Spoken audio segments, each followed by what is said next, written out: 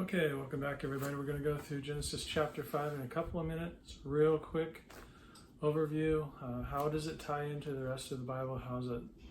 What's its place? So chapter 5 becomes the cemetery compared to the garden of chapter 2. So after the fall, in the day you eat of the fruit, you'll die.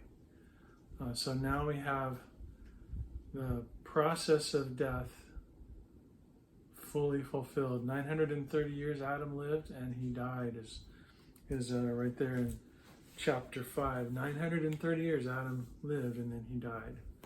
So death has come to Adam ultimately. It is fulfilled as God said. So chapter 5 verse 1, the Imago Dei, in the image of God he created the Imago Dei in his image. So we have this element, this personal, individual, relational nature of God that is in each one of us. But we have 10 generations from Adam to Noah until the flood. Noah brings us to the flood, but we have 10 generations.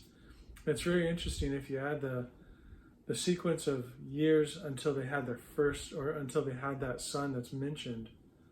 You might remember that this is just one line of 10 generations from Adam to Noah, because God's zeroing in and tracking that one line. Not necessarily all of the people that have been born. It says they've had many sons and daughters beyond the one that's mentioned. So all of these 10 generations of men that were noted brings us to Noah. But if you add up the numbers before each son was born, you get a total of around 1,100.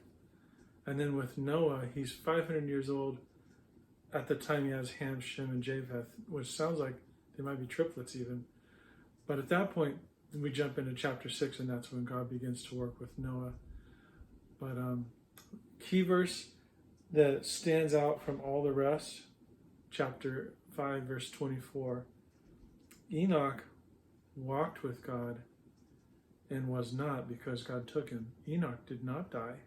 So he's an outlier, and there's also some element of hope in Enoch. That there is, by faith, there is some element that maybe death doesn't come to a man. So with Enoch, we see this kind of underlying another opportunity. God maybe has something in store. And then a couple verses later, verse 29, Noah means rest. And his father named him Noah because he was hopeful that he would bring comfort to his people, which is how God delivered